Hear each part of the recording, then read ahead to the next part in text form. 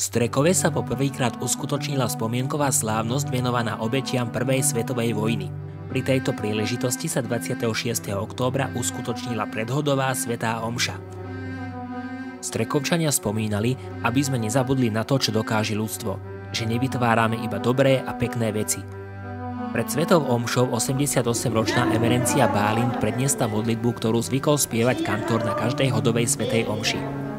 Modlitba pochádza ešte z modlitebnej knižky Starého otca a napísaná bola pred mnohými rokmi na útechu rodinných príslušníkov, ktorí v prvej svetovej vojne stratili svojho príbuzného.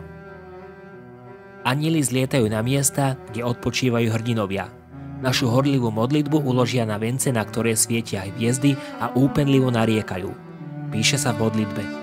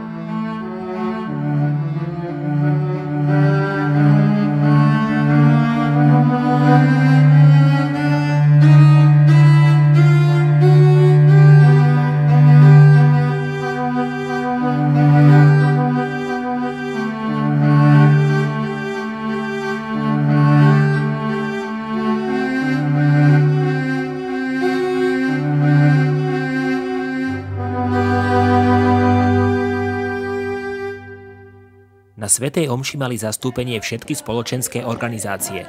Do slávnostných šiat sa obliekli členovia Čemadoku i dobrovoľného hasičského zboru.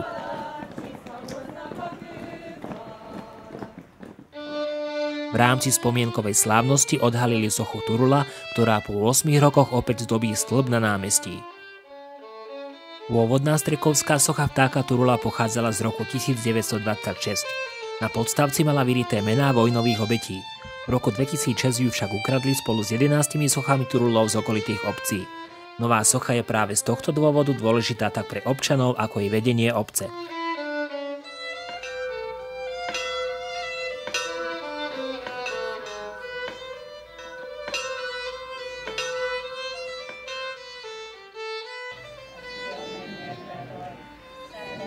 Sochu Turula požehnal farár Péter Maga.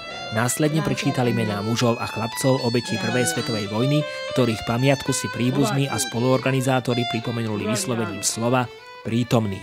Marcibál Péter, Polák Sándor,